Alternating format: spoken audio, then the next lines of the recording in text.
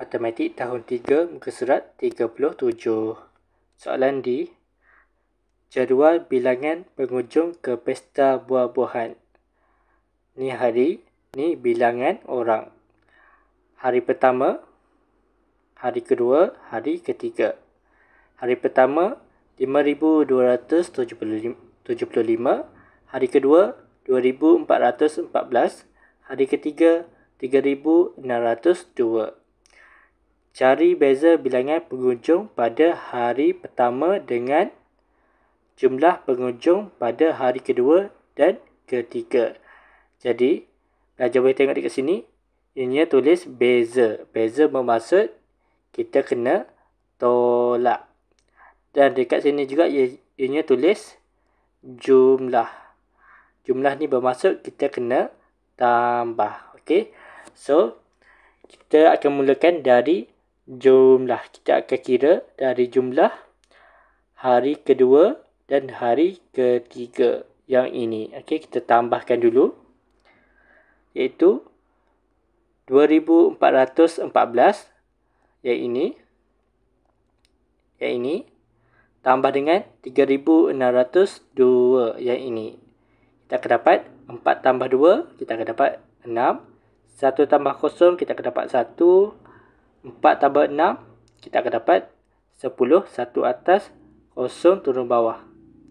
1 tambah 2 tambah 3, kita akan dapat 6. Jadi jawapannya adalah 6016. Okay, lepas tu, soalan ni cakap, cari beza bilangan pengunjung pada hari pertama dengan jumlah pengunjung pada hari kedua dan ketiga. Jadi lepas tu, jumlah yang ni, kita kena tolak. Okey, tolak yang pertama. Jadi 6016 yang ini tolak dengan 5275 yang ini. 6 tolak 5 boleh, kita akan dapat 1. 1 tolak 7 tak boleh. 1 ni kena pinjam sebelah daripada 0, tapi 0 ni tak ada nilai, kena pinjam sebelah daripada 6. 6 jadi 5. 1 akan diberikan kepada 0 yang ini menjadi 10.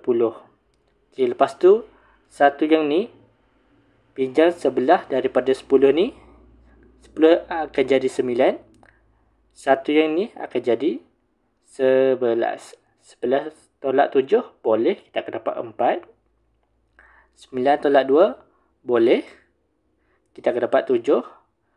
5 tolak 5 kita akan dapat 0. Okey, jadi ini adalah jawapannya. 741.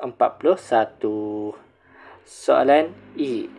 Berikut ialah 3 buah kotak mutiara R, S dan T. R kita ada 4760 biji. S kita ada 550 biji lebih daripada R. S ni lebih banyak daripada R. T pula 29 biji kurang daripada S. T ni lebih sedikit daripada S. S ni yang paling banyak. Okey.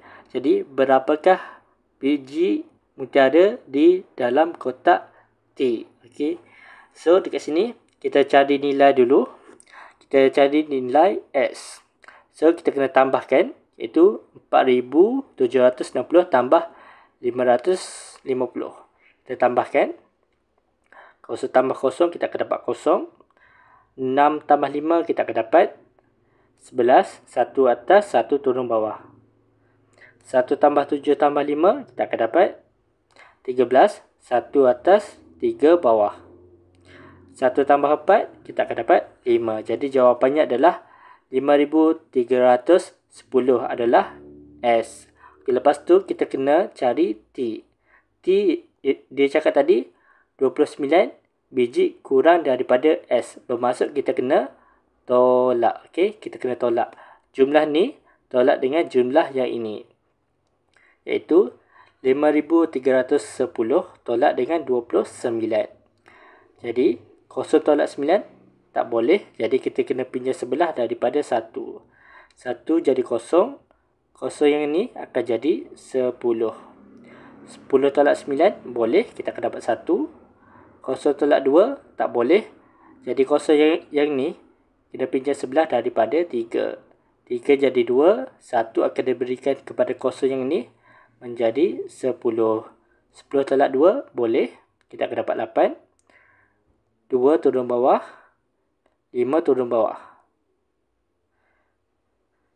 Jadi jawapan akhirnya, jawapan T adalah 5,281 jawapannya. Jadi ini adalah jawapannya. Mudah juga nak jawab soalan ni.